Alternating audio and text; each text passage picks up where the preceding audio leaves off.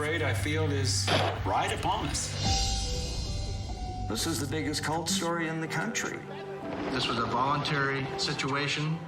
They may or may not have been influenced, but we'll never know that. But at this point, this is considered a mass suicide investigation. Tiendo gave us the tools to brainwash ourselves. Literally wash out our humanness from our brains. The basic idea of Heaven's Gate was that you would chemically and biologically transform your body, becoming a next level alien, and then you would physically get on board the UFO, which would sail off into heaven. It says Heaven's Gate away team. 39 to beam up.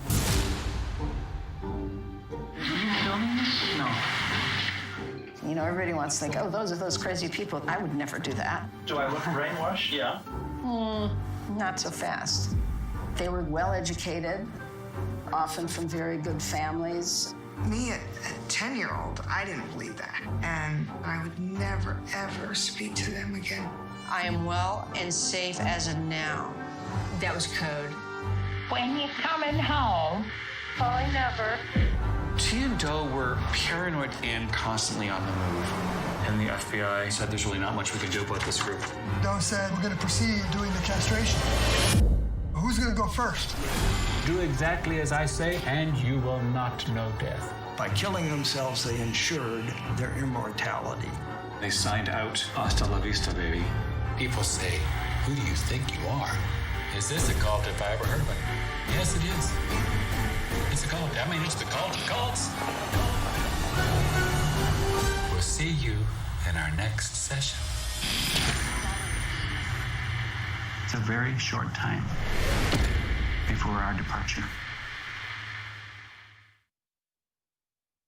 Oh my God. Welcome to this episode of the Periodic Table of Awesome as we all Welcome, children. praise our leader above us, Jill.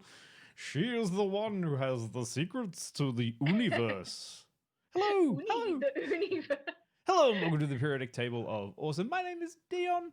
I'm Jill. And Jill, we're it today. Us and all of our friends. And then there were two. And then there were two. Only the good ones stay around that long. The rest of them all had things. We survived the rapture. We have survived the rapture. How are you today, Jill? I'm pretty well. You're pretty How well? about you? I am doing well. I'm glad to not be in a cult, to be honest. Oh Jesus, yeah. To be honest with you, I'm glad that no one else is in a cult too. That's pretty. Cool. But that's what we're talking about today, isn't it? Yes, we're talking about cults. Maybe we should preface this with a warning for anybody that if they feel triggered in any way to reach out to somebody. Yeah, and I've got to also. We don't know if you're in a cult or not. You may not know that you're in a cult. Yeah, I don't know if I'm in a cult. Sure, I'm in a cult. Why not? I'll start a cult. I'm fine. I've got the hair for it. I can. Yeah, you do. I can start a cult. No problem. Just not going to be that weird sex cult stuff. I've got the child bride look going on. Absolutely. Yeah. Sure. Okay. Yeah. As I've learnt from watching many of these documentaries over weeks and weeks and weeks, is it's always good to have a figurehead and then a bunch of people who know what they're doing to do all the rest of the shit that's going on. Yeah, exactly. It's amazing. The head just gets to kick back and reap the benefits, don't they? Oh, fuck, it's just the best. Perverted as they may be. And hello to everyone in the chat tonight. I hope that you're all here to talk about cult stuff with Jill and I. We're real, because Jez has already said, did the others take the Kool-aid? Yes, they did. They all took the Kool-aid, which is why we're here to cash their pension checks to keep everything going. But we're going to talk about cults, not cults, fake cults, or maybe one cult, one fake cult. But we're about docu-series that talk about cults. Yeah, we're going to talk about all of the wonderful people you can see around me. You know, I've got my buddy. Dion's followers. I've got my buddy. My buddy Keith here, and I've got Doe, who you may know from Heaven's Gate, and a bit of Bikram in the side. my friend TC, as I'll call it, and as I'll say, legally obliged to say that Scientology is registered as a cult in Chile, so that's why they can appear on this episode. But yeah, we're going to talk about a bunch of different stuff, and I've listed them all today or tonight. You can see on the side, just there. A definite handful, not Yeah. all, but very many. And it's also kind of talking about them about why are they so interesting? Why does everyone like watching shit about cults? Yeah. You know what? I was never really that person, but I have found a lot of the documentaries that I've watched so fascinating. Yeah. And honestly, like you still see it these days. How are people so gullible? How do people fall for phone scams? How do people like drain their bank accounts giving strangers money? Yeah. And it's been going on for centuries. And that's literally like in two of them, I've got to say, actually in one of them, The Vow, I'll shout that one out first, which is about the NXIVM cult. Which is a very recent one. Which is a very recent cult. Not doco, but cult. Yeah, including the 130 years that Keith Raniere just got in like as a sentence to jail. He's going to jail. He's not going to heaven. But yeah, that was actually the basic premise of one of the episodes, which was like, how did I end up in a cult? Like, I'm an educated person. Everyone around me is educated. We're all very, clear thinking, free thinking people with their own will. But I've ended up in a cult.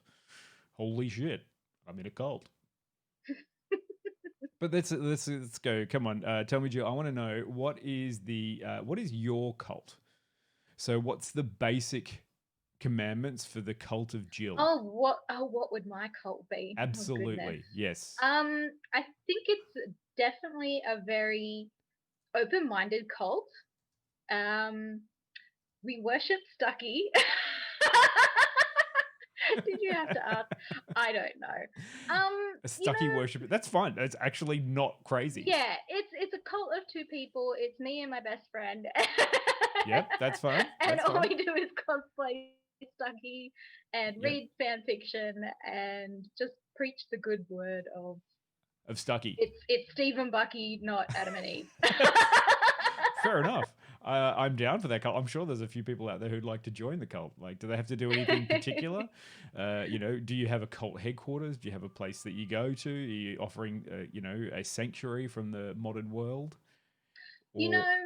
Yeah, I think it's all about caring about your fellow human being and not judging.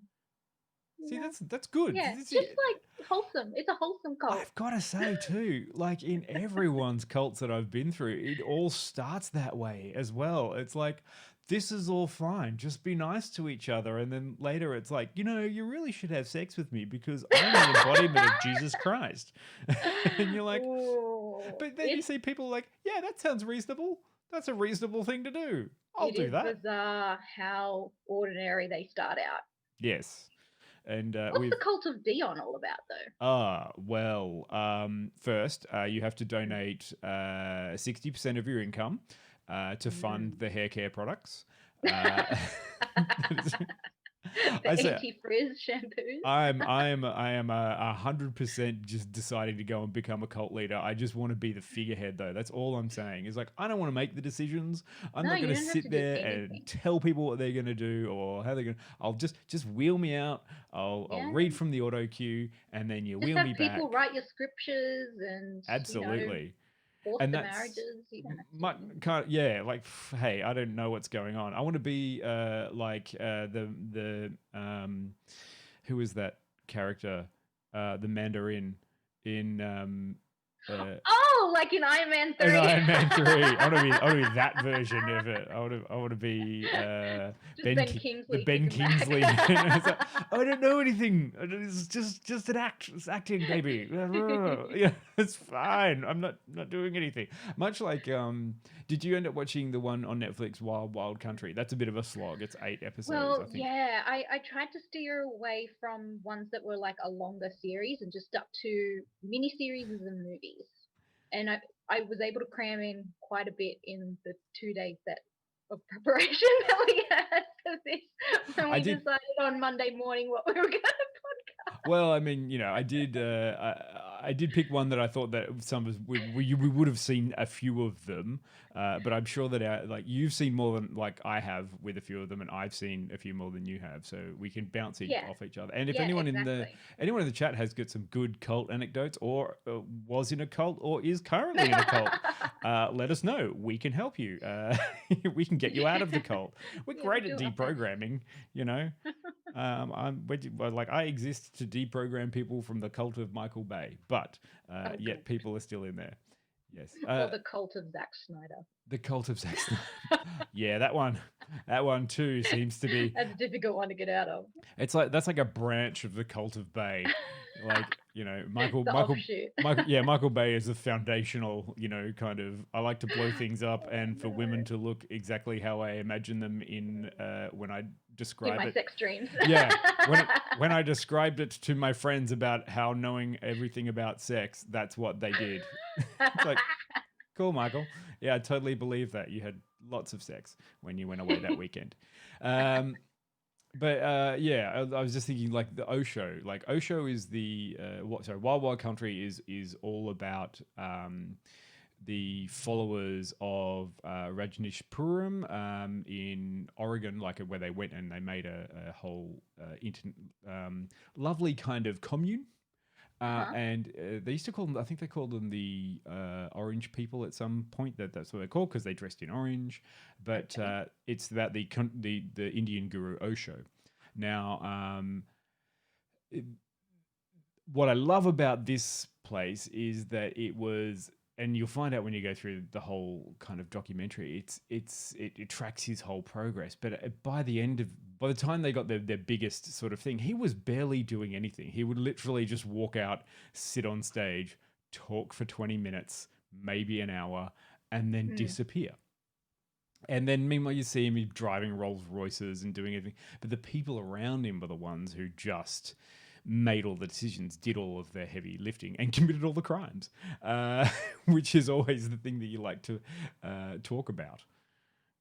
When you've got all these people doing all that sort of stuff, and the documentary is just as interesting when it's not focusing on him, but also focusing on the people around him. It's just, yeah, it's unbelievable. They bought 80,000 acres of land in Oregon. They totally started going through, building a whole settlement and trying to do everything, together. And it just went off the rails, and in such a great way. Like, started so what period was this set in? What era was this? This is he started in 1968, and the whole thing was kind of done because I think he did die actually in the end, but he still had his second in command, who still runs bits and pieces, but kind of fucked off to Europe. Huh.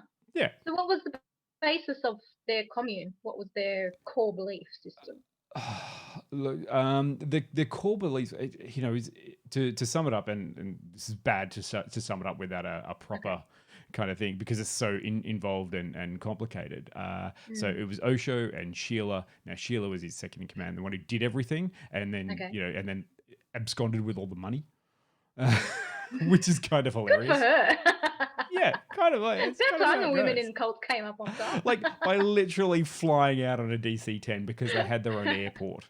Like, this is the kind of thing. It was that kind of new age movement, and what they managed to do was find a whole bunch of followers who, it was a free society, open thinking, loving one another, being nice, trying to be vegetarian. But basically, it was very much kind of, as you find in a few cults, it was open. So it attracted people like the LGBTQA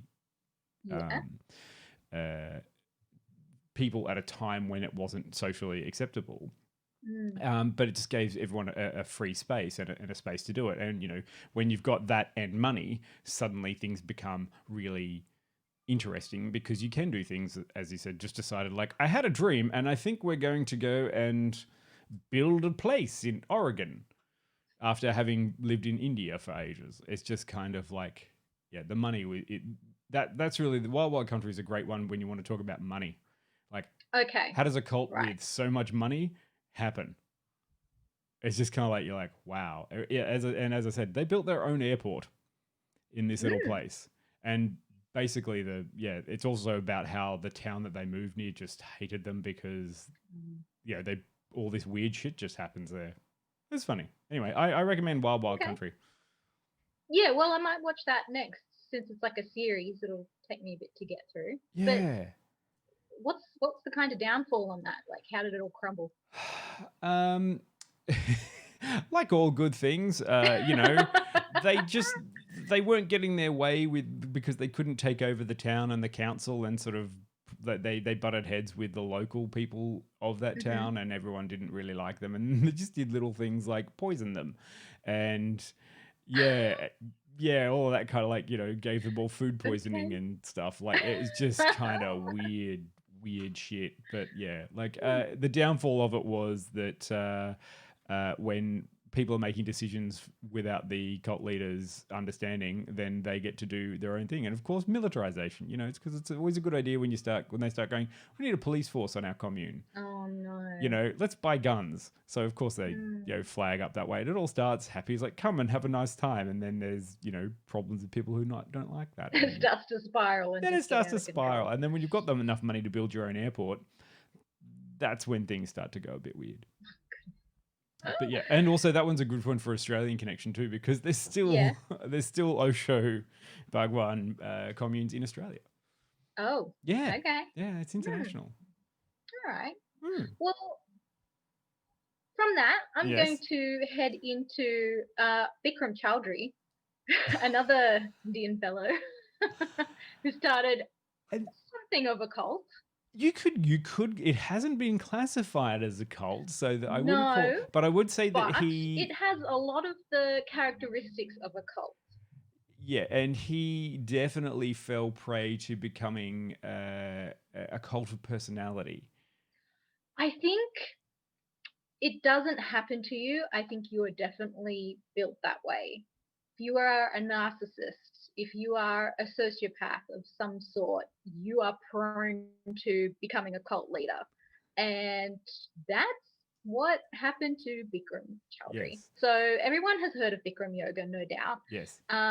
He brought to the United States his own brand of yoga, which was 26 poses that he claimed he created this order of the poses that come from the yoga. So like yoga is this huge thing with lots of different poses that you can do, but different teachers can like take different poses from like the core of yoga to create their own style. And so that's what he did in the States, but it was like hot yoga. So you're sweating in a room with putrid people and it goes for like an hour and you almost die. I once did Bikram yoga for a while. Yeah. Yeah. I am part of the hot yoga, but I gave it up because it was too hot and sweaty and it was a bit gross. But yeah, so it became like this phenomena in LA, and he started running teaching classes, and that's where it kind of kicked off. People would give him thousands of dollars to do his teaching classes so they could start their own studios that were approved Bikram studios. So it was going to be his style with the hot yoga. People were going to start making a killing. Then it turns out that at some of these like 9-week teaching camps that he'd run in hotels like all over the United States, he was taking advantage of a lot of people sexually. Isn't that where most of the downfalls come? So anyway, as it turns out, he was taking advantage of a lot of people sexually. Yeah. So he touted himself as this person that, was fantastic. He had healed Nixon. Nixon had a bad leg or something, and then Bikram fixed Nixon's leg, and so Nixon granted him a green card, which turns out was entirely false, and so he was not a legal citizen of the United States. It is hilarious, isn't it? He's when you delve into the story of Bikram, he is like a grifter from way back, and he's been grifting since he's like teenage years, and just found one that stuck. So like he did study yoga in India, with a teacher that taught him the style. He went to the Tokyo Olympic Games in the 60s, and he was like, it was weightlifting he was doing at the Olympics, and during one of the spots that he was doing, he dropped the weight and it crushed his leg. And so yoga kind of helped him bounce back from that. And so he brought that as like his whole spiritual healing kind of thing. He dumped his wife and then married a much younger girl, who he's still married to, actually, and she's completely complicit with all of the sexual allegations that are against him. I know it's hilarious that you say the stuff that you say there too, but like, you know, also he wasn't in the Olympics. It's just what he claimed. I know, but this is all bullshit that he's telling this people. Is all the stuff. Like, he's just like, oh, I did all this. It's like, and nobody bothers to do the research. They just buy it. Yeah, because Google wasn't around back when this was like the 70s, wasn't it? You know, so you couldn't really. If someone just turned up and said, "I did this," people were like, "Yeah, sure, okay, I believe him. He sounds fine." But yeah. So in the documentary, called, what's it called? Yogi? It's Bikram, Yogi Guru, and Yogi Guru Predator, which is always never a good sign if your name is associated with Predator, unless you are Predator. From the first there were movie. a lot of allegations against him. He went through a number of depositions. Never really went to trial though, as much as the victims tried. His lawyers were just like so good at getting around these depositions, but there's still a chance to try him. However, he has fled, fled didn't he? to Thailand. He lives in Thailand at the moment, so I don't believe that there's an extradition agreement with Thailand and the United States. So he's, you know, living it up. I did love that documentary because as it goes, it starts off very much with his kind of forceful personality, just making all those strange claims. Yeah, and then, like he can verbally abuse people in his class, but they buy it. Like that's what they guess paid just for. kind of like the American attitude is like, yeah, I want to get fit, and so I'm going to be verbally abused to do it because that's what works. Yeah, I'm a piece of shit because if I was healthy, I wouldn't be here. So just treat me like a piece of shit. It's like it's very masochistic. Tell me I'm a fat bitch. Yeah, and he does it. And I love the bit like as it goes on and he starts drilling down, especially when he's in court and stuff. And he eventually does admit it's like, no, I don't actually own the poses of yoga because that's not owned by anyone, as they will say. But he's like, I just put them together in the sequence. So I own the sequence of yoga, and it's like, right. So you've been saying he tried to copyright the sequence, but I'm not sure that that's something. He tried to copyright the pose. He's always like, I developed all these poses, and then everyone was like, nah, you're full of shit, mate. No, because they found one guy in India that has like the original booklet. The one pamphlet left in existence that has all these poses in it. And that he went to. Now. It's like, oh, Jesus Christ. But that one's fascinating, isn't it? It's like, if you're going to God, he got millions of dollars from people to do these teaching classes, to license them his name to use on their studios. Yeah. And he was living it up in LA. He had a huge Beverly Hills mansion. He drove Bentleys. His wife, who was like, whatever, if I can have my 50 Birkin bags, I don't care. It's pretty insane. Yeah, it's a really it's a really good one. Although I do want to say, Casper in the chat did say, "Oh, it's like Tony Robbins." I'm like, yes, a little bit like that, you know. As long as we don't get a documentary in 10 years of like Tony Robbins did all these motivational speaking tours, and then it was terrible in the background. No one wants to feel that way about Tony Robbins. I don't believe anything he says. Yeah, he's just got a lot of energy. That's all I know about Tony Robbins. He's just really energetic, and then I realized that's just most American motivational speakers.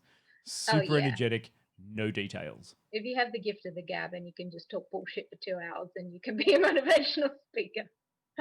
Speaking of bullshit. Oh yeah. The one I want to talk about now is one on HBO Max that has just come out very recently. But it's called Heaven's Gate: The Cult of Cults. Now, I don't know if are you familiar with Heaven's Gate? No, I'm not. Okay, so Heaven's Gate is a fascinating story, and you may see the guy who's got the crazy eye Yeah.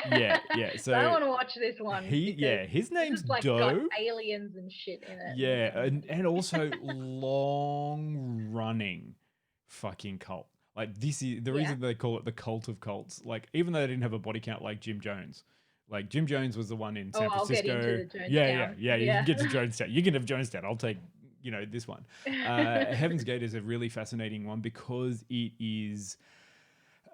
It's a movement that started about transcendence and claiming that T and Doe, the two people that started the cult, one of them is him and the other woman's name is T. They were aliens that they're sent here to help humans transcend their physical bodies, and then they'll get taken up on a spaceship and they'll go to heaven. That's what heaven is actually Cool. you go Heaven's to out of space. you go to a physical place that's above the earth. All right, but this is coming at the I think end that's of like what 4-year-olds think heaven is, like, to be honest. yeah, it's fucking great. Okay, It's this in the clouds. yeah, when I'm watching this going like, all right, but the reason this is amazing is because it's got longevity. Like this took decades, and they had heaps of followers, like, and they ebbed and flowed, but they always had like a core group, and sometimes it was down to like 20 people. And sometimes it was 50 or 60, and when they were at the peak, they were traveling around the country and they were very secretive. And that's the other thing that was really interesting is basically you had to give up everything to go join this sort of commune UFO society that would always be camping and always be going like somewhere else or doing weird things and always like it. But it's so weird because you just get there. And you're like, so how do you find them? It's like, oh, we'll just post a flyer and then we'll give a talk in one town. And then you drop everything and you join us. It's like, oh, how do we contact you? It's, well, if you go to this post office and read this pamphlet on this week, we'll be there and we'll get in contact with you. It's like, it's so strange. But also the other thing that's strange about them is how benign they were for such a long time. Like the only thing that they ever did that was kind of weird was that they kind of said you can't talk to people, you have to give up everything, cut all your connections off, but they never did anything freaky. There was a whole bunch of weird rules. One of them was like, the first rule was like celibate. It's like, okay, fair enough, no problem. Wasn't this called, like, didn't they castrate their men? Yeah, well, they go into that, and at one point they were like, "Yeah, we should all get castrated," and then one of them tried, and everyone was like, "We should never do that." What did he try with a rusty knife? Like what? What did he try? pretty much like that. But yeah, the whole thing is just you're watching and you're like, these people are insane, and then you look at them and you're like, yeah, you are kind of off the planet, but they're also again super progressive in a couple of ways. Like super into the internet. Like they only had a few television shows that they were allowed to watch and they did everything together. Like it's not like you could do anything apart and everyone's watching each other. But like Star Trek was a huge influence. Like and this is the kind of thing that you're watching. You're like, wow, this is just a bunch of nerds who've gone too far. Oh. But then, of course, they all committed suicide in the 90s. The last remaining, and what's even weirder as it sort of goes on there is that even after it, people who had left the cult have tried to commit suicide to go and join their fellow crewmates that are out there surfing the world, because they don't believe that they're dead. They believe that they have transcended and gone into that whole sort of thing. And even people like interviewing everyone that they've left, and they're like, oh, jeez, but that one is fascinating. I say, if you want to find out a cult that has gone on for a long time and flown under the radar and has been relatively benign up until the point where all of them committed suicide in a mass suicide. It's like, oh, okay, right. Like there wasn't any weird sex stuff apart from the celibacy and the stuff, but they had so many weird rules, and they all cut their hair together the same. Oh, cool. Even the women, and they strove for a genderless society. They strove for basic robotization of themselves. Oh, okay. And it's I was on just- board until you said like robotization. No, they basically thought that they're trying to turn themselves. They were told they could turn themselves into enlightened beings that were aliens physically. I as think a well. non-binary society is definitely like a form of utopia, isn't it? Yes, Like I'd probably be down for that. I think- that's how you'd get me in. I think anecdotally the haircuts that they have will also influence the aliens from Galaxy Quest. It's- Amazing. yeah. But yeah, Heaven's Gate, like on HBO Max, go Okay. like if you can check that one out, I would totally recommend it. It's not long; it's only 4 episodes, so it's only 4 Oh, hours. okay. It's Yeah. fine. You can consume it, but you'll just be sitting there going, "This is weird and wacky." Hang on a second. Oh, this is just weird. Ugh, you poor people. Like, Jesus, this can happen. If they can start a cult and run it on $0 for decades, like it wasn't a rich one either. Like, they found one guy who had a trust fund and then they used all that trust fund and then they were just like doing odd jobs, putting all the money into the commune. It's great. Well, that's going to lead me into Jonestown Jonestown. because that kind of started out a little banal as well, but escalated quite quickly. So, for those that have heard of Jim Jones and the mass suicide that occurred, I believe over 900 people, where I think the term "drinking the Kool-aid" actually originated because everybody took the Kool-aid and Yes. then died. What's the anecdote? Like the Jim Jones cult, I'll take you out with one punch. Sorry. Oh my goodness. Okay, so it started in the 50s and it was a socialist movement. So Jim was actually quite a progressive dude and didn't believe in the racial inequality that was happening, was not a fan of the Jim Crow movement that was going on, and at an early age was fascinated with different religions and actually joined a lot of different, I guess, churches and segregations, and noticed that a lot of things that they had in common were the spokesperson, so the minister and the people that were preaching. And that resonated with him quite a lot, where he became a preacher and started his own church. And I've just forgotten the name of it, but it was all like very wholesome. There was no weird sex stuff. Yeah. He adopted Was it the People's Temple?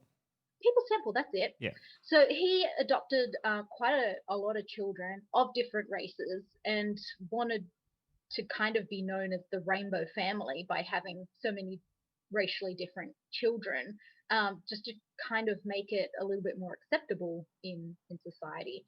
And there were a number of churches around. I think it was mostly based in Indiana, though, to begin with. And then, yeah, it started to kind of take off and get a little bit weirder. He started a commune for a lot of people in Guyana, which is in South America.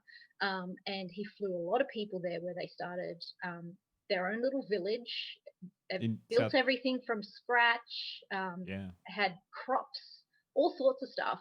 And people were just living there on their own and kind of having a great time until some people were like wising up and were leaving.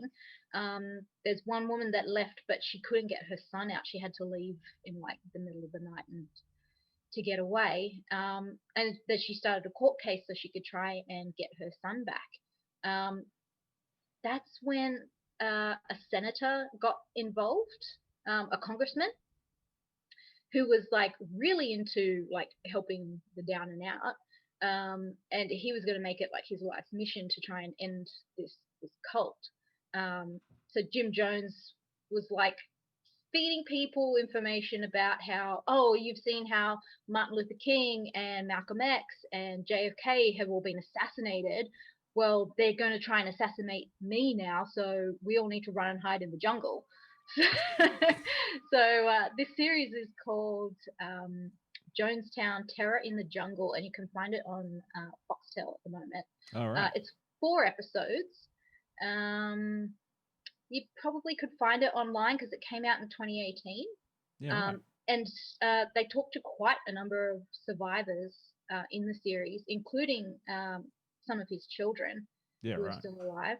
See, he's actually yeah. the Jim Jones one. I actually like because he doesn't look too weird. He kind of looks No. like, you know, a relatively normal '70s dude with the big glasses Yeah. and all that kind of stuff. You know, like it's kind of normal. And then you feel like, oh, wow, 900 people died at his church in.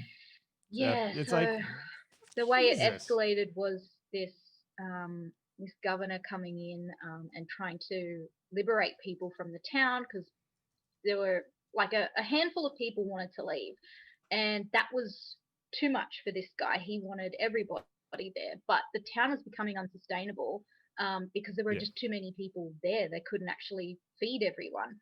And yeah, so kind of like his last resort was, if I can't make my mark on the world from doing good things with my church, I'm going to make a mark on history. I'll just murder them by all. the largest mass suicide in And it's not like that's not a common in thing. this century. And like, what the fuck? while you know we're talking about cults and stuff, we're not even going to scratch the surface on the amount of like. There's a whole bunch of cults from Asia that I haven't yeah. even gone into. Oh, I got a couple I want to tell you about. Good, well, good. I need some more now. I've done most of the Western cults, so now I need to get into Yeah. the Asiatic cults.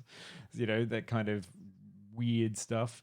But it seems to be that like a lot of them have in common like this escalation, and it's the leaders that are just so completely enamored with the power that they get from Yeah. people that worship them, Yeah. that it really goes to their heads, and they kind of like lose all sense of like What they're doing. modicum of decency or anything. And it's just like, Or well, it wasn't there if I to can't have them, then no one can. I'm going to kill you all. or as I'll say, it wasn't there to begin with, and they were just able to hide their sociopathic tendencies in Yeah. society up until they created a society upon which they could do whatever they want, and that's when they went They and did it. basically created a monster in themselves. Yeah, absolutely, and that's what it seems to do. Once you start hotboxing your own ideologies, bad things happen. America. Yeah, like I don't know if are you planning to talk about Waco? No, I hadn't. I didn't have okay. Waco. Like that's not on my list. Like you know, the ones that I'm ticking off the But list. that is another famous one that people will have heard of. Yeah. I want to get more into that because that was a current thing that was happening when I was old enough to watch television. So this was happening, and I was like, "Oh wow, that's actually a real thing." And I've never really gone in and looked at the rest of it. I'd known that it was pretty fucked up, and there's been a few things done on it, but now I'm just kind of like, oh, I don't know. I'll go there. Like, yeah, well okay.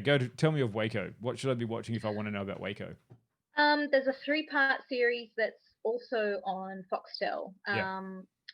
It's called Waco something and something. I can't remember. Yeah. I haven't watched it yet, but yeah. And I've forgotten the name of the cult leader, but everybody knows. David Koresh. Everyone knows David That's Koresh. it. Yes, See, David even though I never knew much about it, all I know is that the ADF tried to go in there and take all the guns off them, and yes. then my god, yeah. they So they fucked were it up hoarding so bad. weapons, and yeah. So ATF tried to bust in and basically raid this barn warehouse. It was a thing compound. that Definitely a he was- compound. that he was like holed up in with all of these weapons, and it just went really bad. It was a 51-day standoff, and they ended up having to bring in army tanks, and Yeah. there was like a huge fire, and yeah, it was And the crazy. women and the children too. Yeah, Madman or Messiah. Thank you, Predakanga. That's it. Yes, absolutely. Oh man, look, that Waco, you could do a whole thing on that. And you know, as they say, don't mess with Texas, especially if your cult leader is in Texas. But yeah, I mean, America's got some great ones. Like one, and controversially, I will segue into a cult, not a cult, depending on how you look at it. Is it a religious organization or is it a cult? Some people who have been in it says it is, and some people who've are still in it say that it's not. But Scientology. Hence, yes, and as I said, for legal reasons, Scientology is registered as a cult in Chile. Anyway, but that's they're on this one. But interesting doco about that. It was Louis Theroux was trying to do a documentary on Scientology, and while it's not really a documentary about the origins and the start of Scientology and all that, it's just about him trying to make a movie about Scientology. So that's the interesting and all thing. the walls that kind of shoot up in front of him and doors slam in his face trying to get any answers. Or just the weird stuff that they keep doing and the strange things. Like, they're so secretive and so protective. And they act like a cult, you know? Yeah. It's they have the same thing. It's isolated. Like, there's a few systems that all cults seem to follow, you know, isolating individuals, repetition of, you know, their own sort of stuff. It's really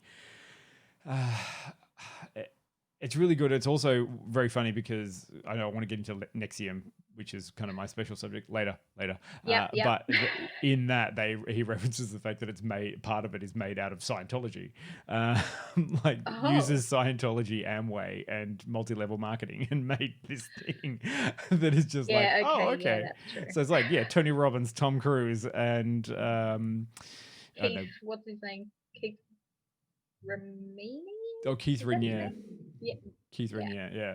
But the Scientology one's like interesting because it they say, it's totally a religion, and it's like, yeah, but most of this is not really a religion. It's for tax purposes. It's religion based on a fucking fiction novel, like. It's getting so muddied now. Like, I mean, it used to be really clear cut. It's like, hey, we're all aliens, and they're going to come down in a DC-10 and take us away, and you can improve yourself. It's a self-improvement seminar that's just got some weird fucking backstory. And now they've just got, again, as I think it's provided a haven for a bunch of people who potentially weren't included in society a little while ago, and now it's just being controlled by the super rich. Like, it's weird. Yeah.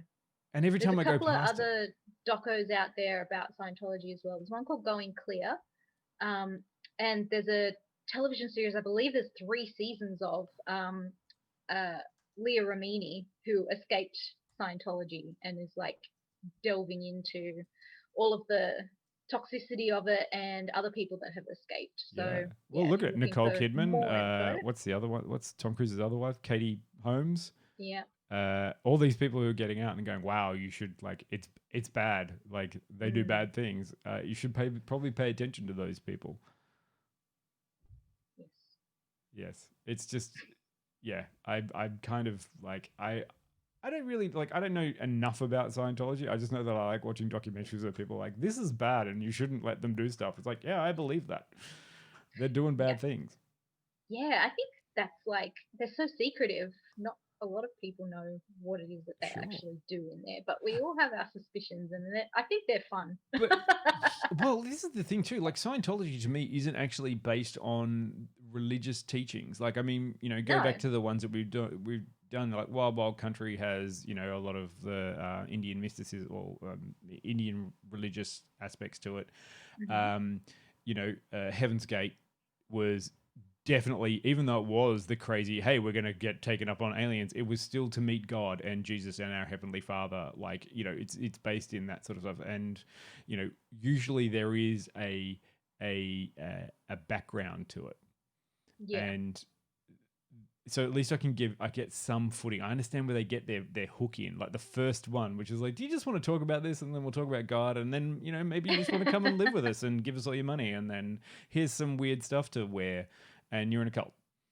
Yeah. And I haven't talked to my family for 653 days. Oh, my goodness. Yes. You know, another one like that is the Jehovah's Witnesses.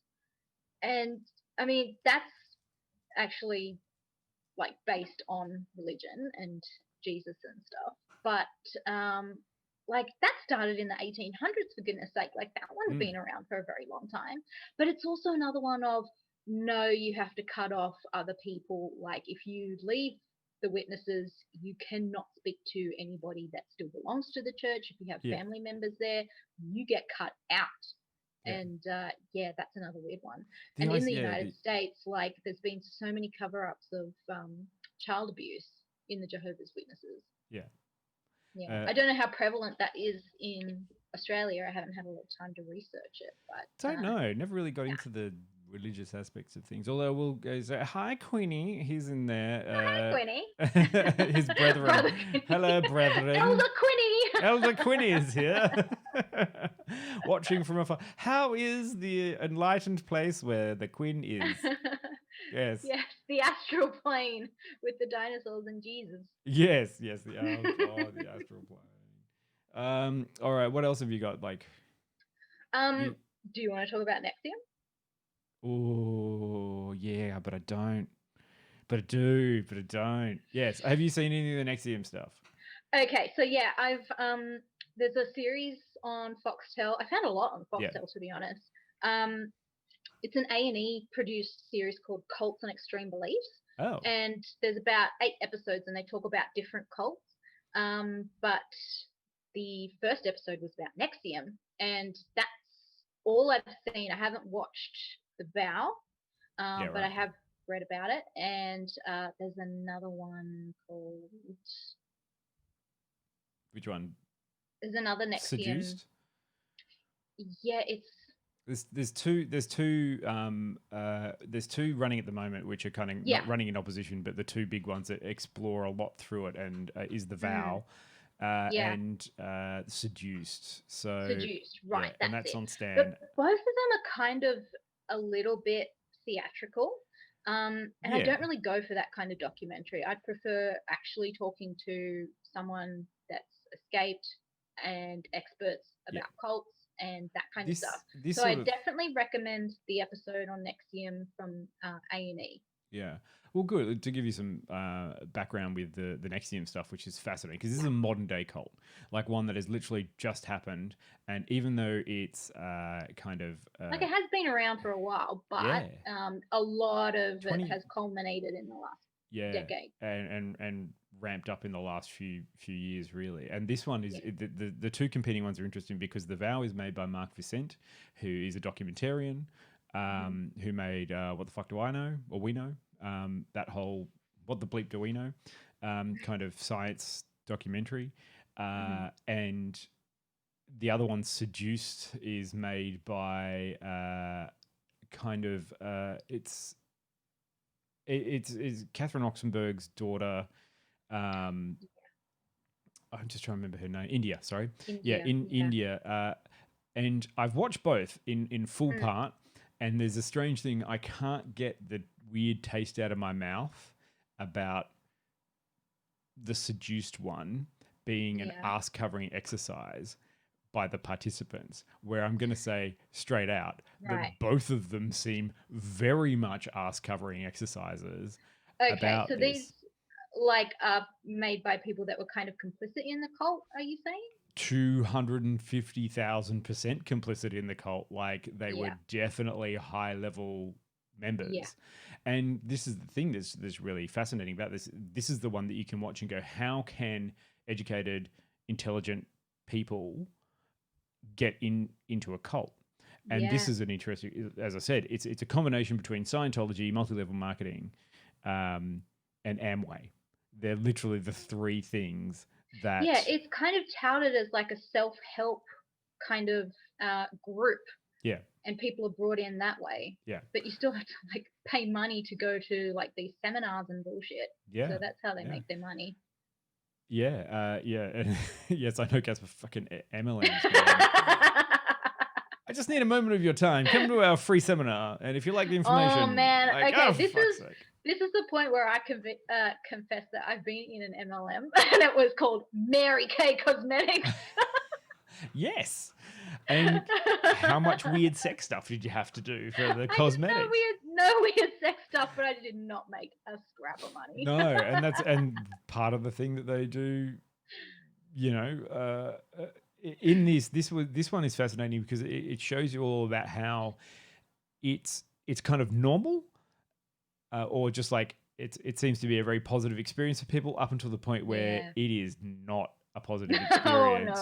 No. And it is like, Keith Raniere is just terrible. Part of the thing I liked about like The Vow was that it they're doing another season of it too, because it's going to be another season which will document his trial and all of the downfall. Yeah, and this one is just all about some of the people who've been in it going, holy shit, how did I end up in a cult? And then how did I end up in a cult, getting other people into a cult and putting other people at risk that I didn't know were at risk in that kind of way. And it's just kind of like, it's really like off the planet. And because the reason that it is also, you know, popularist at the moment is because it does have people from Hollywood in it, you know. Yes.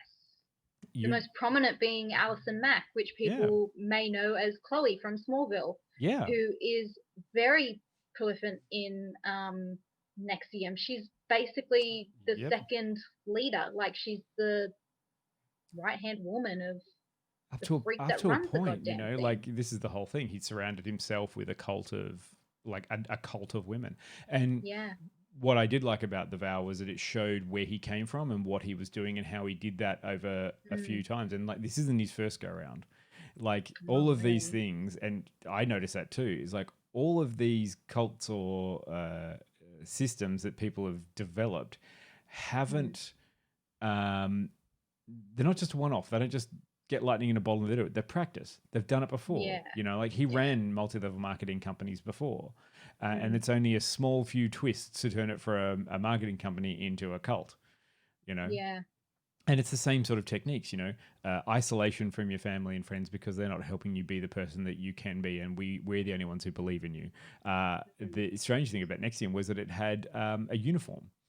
And really, like it had a sash system, like the belt system in karate and stuff. But they had this strange sash system, which became, and then it was always very focused on, you know, Vanguard, as he was called at the time, which is just, you know, when you start making stuff about a person instead of a belief system and it becomes about the individual, that's when the red flag should go.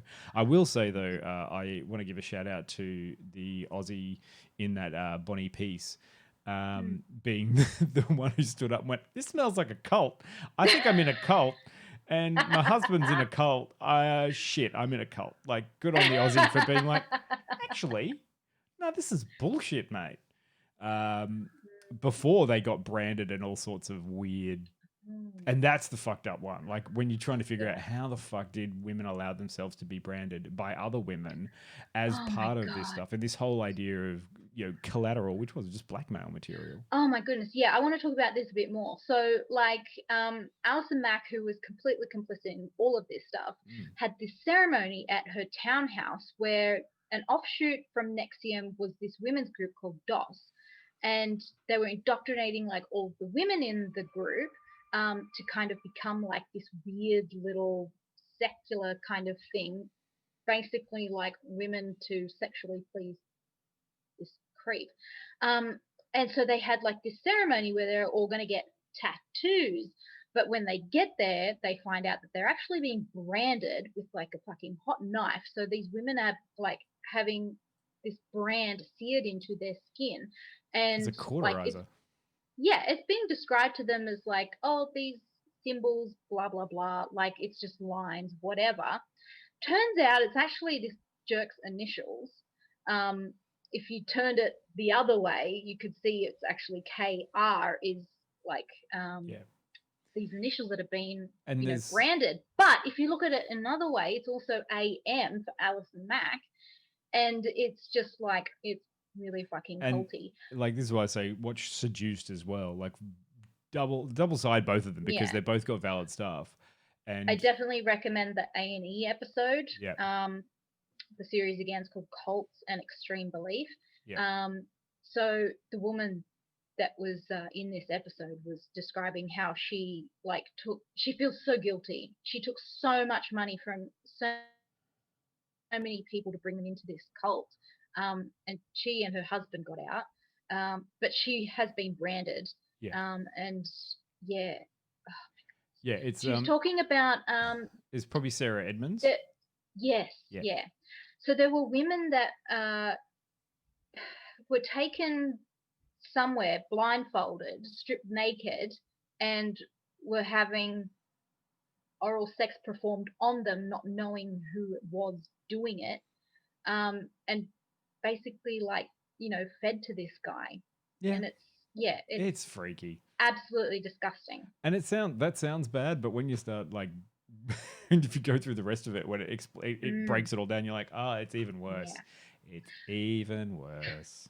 Yeah. So there were court proceedings that started in 2018. Yep.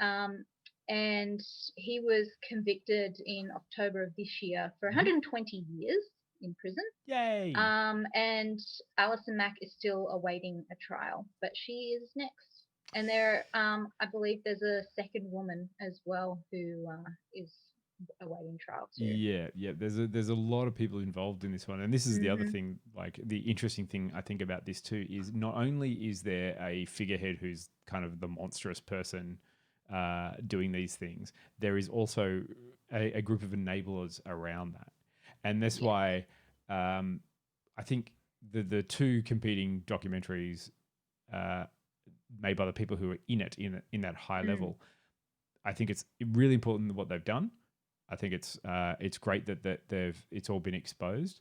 There's just a weird smell, taste of like, I'm saying this now on camera to say I feel terrible about it, and I'm sure that they do, but there's a whole bunch of stuff that they could definitely be prosecuted, and they know that they could definitely be prosecuted. I think it's more important that they talked about it because they needed to expose it, and more power to them.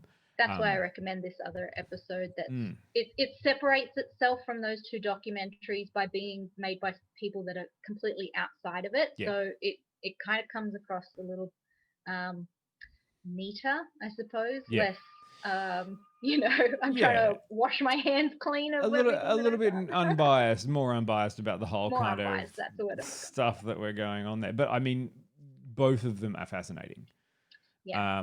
Like all of the stuff about NXIVM is just absolutely fascinating, especially because it is based around the current technology and ideology and discussions. Like, how could you, in this day and age, with all the information at your fingertips, phones, research, all that kind of stuff, how do people fall into the traps of the same things? I'm isolated. I have to do this, and NXIVM's basically, I have kept everyone so busy, exhausted, malnourished,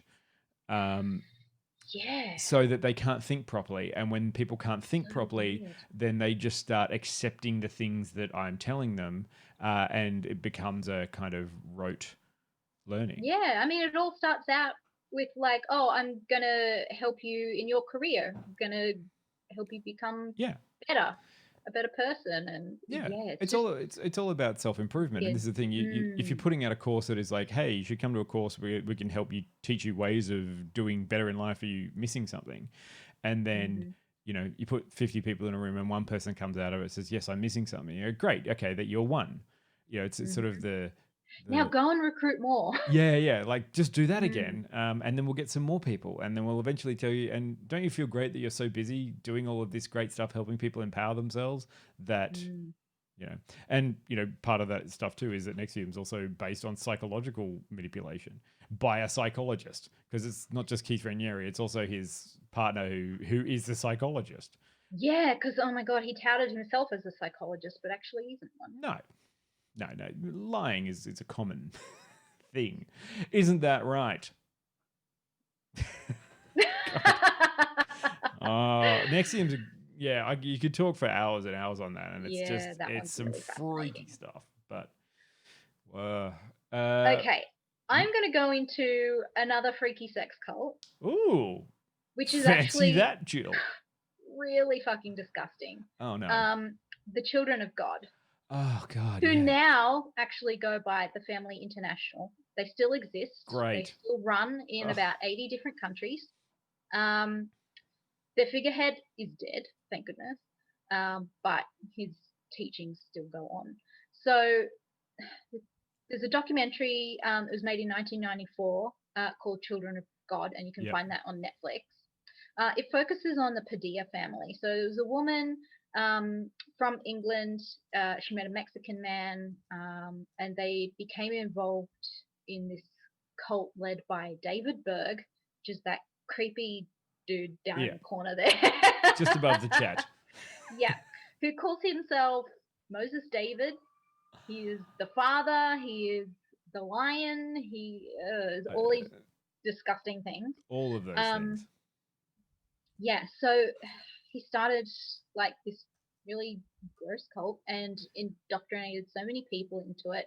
And it was all focused about, you know, loving Jesus and music and singing and all this kind of like hippy dippy love stuff. But his scriptures and like his pamphlets and stuff that he would send out to people in his church was starting to become a little bit more about free love and, you know, sex within the family is okay as long as it's loving. So you can share your partners with other people. Then it started to get pedophilic, and it was okay to share children sexually as well. It was really, really fucking disgusting. There's a lot of molestation happening because of this whole sharing thing. So, like, men were creeping on to young girls who were not, you know, sexually available, who were all underage, because they believed that, you know, it's okay if it's done lovingly. There was a lot of actually pornographic videos made for David Berg. So there was a call put out, if women wanted to show their love for the father, then they should, you know, do a little dance with the veil on and then maybe like just start to take it off. And I mean, the women that were mature and knew what they were doing kind of were in it because they knew that it was a bit of a sex cult kind of thing. But the sad thing is that the children that they were having within this cult were susceptible to a lot of this pedophilic behavior from people, and a lot of them were just turning a blind eye to it. Yeah. So, yeah, the Sounds cult like a is terrible about, time. Yeah, the cult is mainly, the documentary Children of God is mostly about this Padilla family and how they escaped. Yeah. The father did not leave though. The mother took her daughters. One of her daughters actually died within the cult because she came down with lupus, and so was told, oh, well, it's because you did the wrong thing, so God's punishing you, and you can't take medication. So she died. Yeah, really sad. But this poor woman had like 7 children. And one of her daughters, who was preyed upon, ended up having 2 children. I think she was 18 when she actually did have a child. But in the A&E series Cults and Extreme Belief, there's an episode about Children of God as well. And it focuses on a woman that escaped a cult who was preyed upon when she was quite young. I think she started to be groomed from about 9 years old. She participated in these pornographic veil dances. They had girls, I believe, as young as 4 or 5 doing these dances. They obviously had no idea that it was sexually charged. They were just, you know, little girls dancing. It's really, really revolting. And if you want to get angry about something, I definitely recommend watching it. One of the good things is he's dead now. Yeah, he's dead, but Yeah. his church still exists. Which is kind of, yeah. Yeah, there was a point in, I believe, it was the 70s or the 80s, where they were copping a lot of flack about like the pornography stuff. I think that was when they changed their name to the Family International. Right. And so then they had to put out new scriptures saying, oh, it's not actually okay to include like this loving sharing stuff with children, so we have to stop doing that. But I mean, that's not like, I think I remember that one too. There was a whole bunch of thing called flirty fishing, where they would send fishing was like, yeah, this whole thing of, people oh, out we to need flirt to with get people new people to into the the church, so Yeah, we're going to send all the women out to flirt with men, to get them to come back with them. And a girl that was involved in flirty fishing quite a lot was David Berg's granddaughter, Mary, who unfortunately, I believe she died in 2017 from complications to drug abuse because that was her coping mechanism for Sure. being molested for 9 years in a cult. Absolutely. Brought up in that sort of cult of molestation. Although Yeah. Quinny just say in the chat there that he's saying people should watch the ABC iView series You Can't Ask That about people who are in cults. Oh, wow. So okay. that's a really good one. And that whole series, if you're interested in, you know, any sort of fascinating questions about things that you just might want to know, that series You Can't Ask That on ABC iView is amazing. So many things there. You'll find a topic to ask about and then you'll watch all of them. And they're all really great. It's so well done. It is amazing. But that one sounds terrible and I don't want to watch that because it's just, I feel awful. Yeah, makes you feel really dirty. Yeah. That, you know, people can actually endorse pedophilia. Yeah, and to indoctrinate it up to like, hey, but that's what a cult's for. It's to make up your own rules and do whatever you want under the guise That's of probably whatever. like the grossest sex cult that I found. Sure. I mean, apart from the movementarians, they're the worst. Movementarians from The Simpsons? No, what's that? The leader? Oh. The leader. No. Leader. Yeah, that's a good cult. And that one I is. don't think I know that episode. Really? It's called The Joy of Sect, and that's when a cult comes over into Springfield and takes over, and takes all of the parishioners away from church, and Reverend Lovejoy has to rescue everyone from being in a cult. No, I don't remember that And one. all they're doing is growing lima beans for the leader. And there's a couple of funny things. It's based on L. Ron Hubbard. Like the look of him is based on, but he also does that things like driving around Rolls Royces, like the Bhagwan Sri Rajneesh, like Osho stuff. Like it's really quite funny. Yeah. And the Stonecutters are better than the Movementarians. Yeah. I don't know. I think the Movementarians are better. No, the Stonecutters have a song. Secret Society, yeah, they are. But they made Steve Gutenberg a star, and I don't agree with them. That's what I don't like. So many cults, though. I wondered, does anyone else? Does anyone in the chat have any cults for us? Are we missing anyone? So, like, Do you have any more, Dion? Because I've got another one. No, I don't actually. Apart from none that I can pull to hand. Apart from the Movementarians from The Simpsons, the number one cult of the reference cycle. Let me tell you about this little Korean cult. Well, good. A bit of an intro into my Asiatic cult stuff. Yes. So a little cult called the Unification Church. The Unification Church. Yes.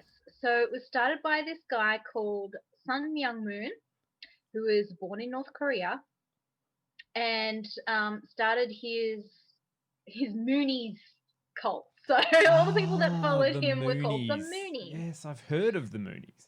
Right. Okay. So, I mean, this is another cult that starts off very innocuous. Like, it's completely fine. It's like in the name, unification. He wanted to, you know, bring down communism and reunify Korea.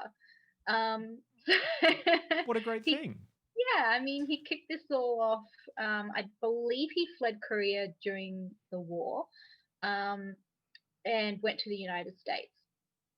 And so, like, his whole thing with the unification, like, it was like the antithesis of like Aryanism. So it was more about, you know, bringing people back together through Jesus.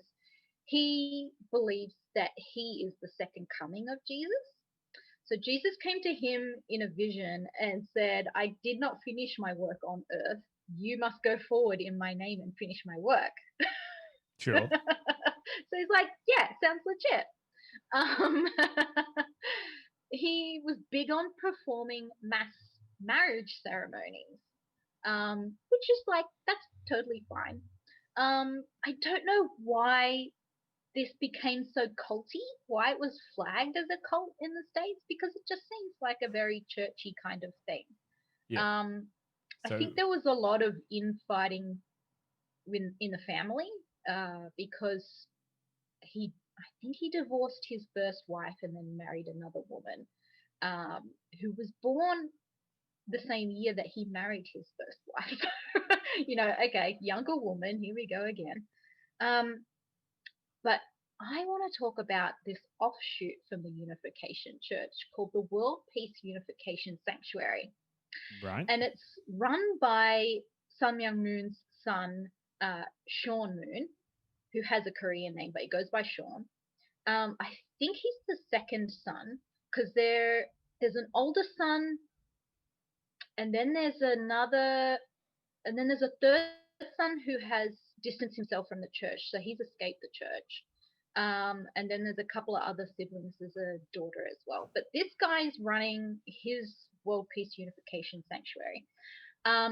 It's very militarized and almost to Cool. the point of where it looks like a terrorist organization.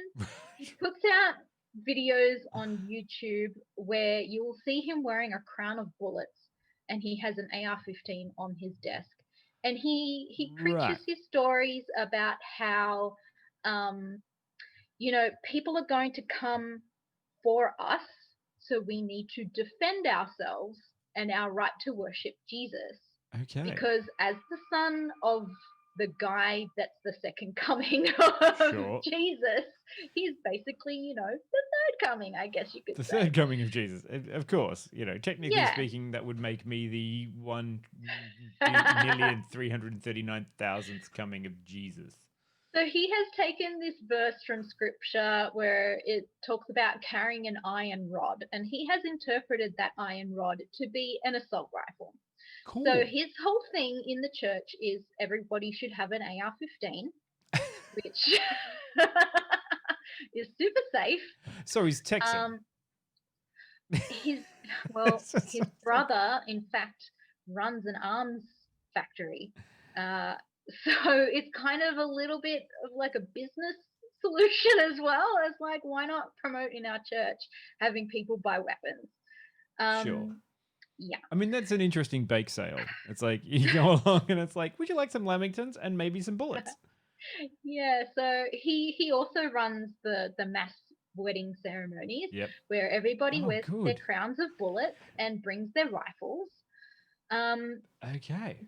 They actually came up in the news 2 years ago. So it was right. after the Parkland shooting in Florida, that school that was famously shot up with an AR-15, and kicked off a lot of conversations about getting rid of assault rifles from sale in America to just citizens. It was so the shooting happened on the 14th of February. He was having a church group ceremony thing on the 28th of February, so 2 weeks after this shooting, and everybody was to bring their assault rifle. So it got a lot of news when the estranged brother went to news outlets and said, hey, this church is having like a big communion thing and everybody's bringing assault rifles because it's part of their thing in the church that everybody has a weapon. So of course, like, news outlets got onto it and there was a lot of publicity around it. There were protests happening outside the congregation, which was happening in Pennsylvania. And yeah, I'm looking at some of the images now. I was like, wow. There was a school near the church where this whole school shut down and moved its classes because they were afraid of a shooting. Like, this is how tenuous the situation was in February 2018. So you've had so many school shootings and many more shootings to happen that year. Yeah. And you've got a school around the corner from this church where everybody's going to carry a fucking assault rifle in there. So they had people, at the doors in front of all these cameras saying, okay, when you come in, you have to make sure that it's not loaded. When you come in, you have to make sure that the muzzle is pointing to the ceiling. You're not allowed to have your finger on the trigger at any point. And it's like, how are these safety measures going to stop one nutcase from shooting up this whole place? Because I kind of already say that if you're going to a religious ceremony that requires you to bring an AR-15, you probably are already on that spectrum. Like, you exactly. That's kind of like saying. And if you watch Sean Moon's videos, they are very, very, along the same lines of what you would see an ISIS video, for instance. This is like me going, you know, I know I've got a cut on my leg that's about 3 centimeters long and it's bleeding a bit profusely, but I'm just going to go swimming in that school of sharks. Like, sure.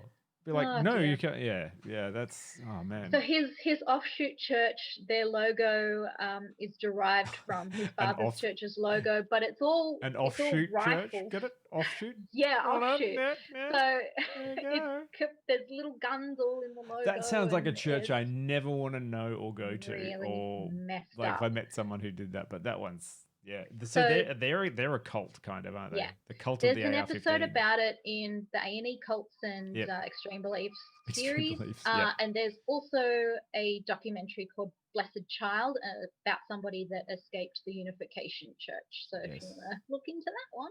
Yeah, I'm also interested in learning a bit more about another one, the Aum Shinrikyo Japan, the Lamb of God one. Oh my God! Mainly because of their terrorist attack in 1995. So sarin gas. That sounds like one that you could get more into. But there's so many large churches / different religious beliefs in Asia that you're going to find some weird stuff. Another Korean cult that made headlines at the start of the year called the Shincheonji Church. They are a cult, and they were known for being the first large wave of COVID spread in Korea. So there was a 90-year-old member that contracted the coronavirus, took it to the church, spread it to hundreds of people that worship there, under the belief that if they survived it, they were chosen by God. Nice. So I'm looking forward to the documentary they make about that in the future. Oh dear. Well, I believe, there's a lot of cult stuff out there for you to go look into. Just don't look too deep, and don't start. If you find yourself going, actually, they're making some good points. No. Actually, I'm starting to really agree with a lot of what they're saying, and I might go and get some more information about that. Let's try and not do that one. But oh man, so many for me to go and look up. I hope we've given some information for people out there, like also, Waco. Shout out to Manson. We didn't mention Manson, but that's another very Again, famous cult. another. There's plenty out there to go. I hope this has given you some looking materials. Like, a lot of jumping off. What can I do? What can I do? And I tried to put out on the thing. No, that one there. That one. No, that. There we go. That way. I tried to put out where you can see a lot of this stuff too. And Jill, you might want to expand your list on that one in the chat when podcast comes out on Thursday, which will be good. But yes, I'm excited about that. And what's happening coming up? Next week, we're going to be talking about our favorite holiday movies. Aw, it is. And also, it's our last live show for the year. Yeah. So we're going to take a very well-deserved break. We are taking a break. That doesn't mean that we will not have content. No. Does it? There just won't be any live content. So on the no live content. There's still a show on the 15th, so you can have all of the we'll do it's Gremlins holiday. I'm waiting for someone to be like Die Hard. Yeah, of course. Yeah, of course, Die Hard. Yes, every Shane Black movie is set at Christmas time. It's fine. But yes, we'll do holiday movies. Is that true? Iron Man 3 was set at Christmas time. Was it at Christmas? Yes. Yes. Yeah. Christmas period is always a Christmas tree or something about that sort of stuff. But yeah, the show on the 15th of December will be our last live show for this year. Then we still got some content, which I don't want to. Should I spoil it? I don't know. We haven't worked out which one we're putting on which day. But one of them's going to be Drunk Cinema. Another Drunk Cinema. Yes. Finally is coming back out, so that's going to be good. Yeah. And then the other one will be one Hamilton. that we record. Hamilton, yes, musical. Yeah. Musicals first. I think we might leave the Drunk Cinema for the 29th, get it closer towards to New Year's. New Year's. But you can get drunk and watch Justice League with us. Absolutely. But yeah, so next come and join us next week, and we'll have a Christmas show. Yes, if you want a pre-game for next week on Netflix, the holiday movies that made us. Oh yeah. I should watch that. I should do that research, and there should be other ones out there too. Yes. So we'll All right. probably talk about a couple of those and then our other favorite. Yes, but Although I am a Scrooge and I hate Christmas, but I do Do have you? some favorite Christmas movies, funnily enough. Oh, well, I don't have. I'm fine with Christmas as long as Christmas starts in December and ends in January. I'm not for like, the tree starts to be getting pulled 1 out month in November, only. and I'm like, nope, it's not 1st of Nope. December. Nope. Oh my god, you know what I hate the most? Going to the shops in September and seeing fucking Christmas trees. I'm like, no, I want to kill myself. If I have to Well- listen to Jingle Bells for 4 goddamn months, I'm gonna kill myself. Well, I can't wait for I'm you to gonna see start some. a cult and I'm gonna kill everyone in it. Yeah, Jill's gonna start a cult of like, oh, do you like Jingle Bells? I play it all the time. I love Christmas. Yeah, we'll do it in September. It's fine. And then it's like, here's some eggnog. Glug glug glug. Yeah, so we've got yes, that's coming up, and also there's Mandalorian. There's a whole bunch of other things that is coming up. Remember? Yes, it's gonna be fun. But yeah, we're gonna have a nice time and have some time off finally. Yeah. Till next year. But the gang will be back next week. There will be more than 2 of them. We hope so. We can ask Quinny. Quinny, will you be back next week? It's just, you're in the chat there. Is everyone there? Yeah. I'm pretty sure he will. Yeah. Well, he's off gathering more followers for us. Bring them back to the cult. He's fishing for The us. Church of the Periodic Table. Yeah. Quinny's away fishing for us. That's great. He's flirty fishing. Yes, Quinny's flirty fishing for us over in the corner. Oh, well, thank you everyone in the chat. Please send us an email. Get ready for your Christmas movies next week, or holiday movies, or sorry, non-denominational holiday movies. Non-denominational movies. That's fine. I don't care. It could be whatever. Like Happy Kwanzaa, Happy Hanukkah, Merry Christmas, whatever. It's all inclusive. Are you having some time off? Great. Yeah, and that's about it, I think. Anyway, I've been Dion. I've been Jill. And you have been listening to the Periodic Table of Awesome. Goodbye.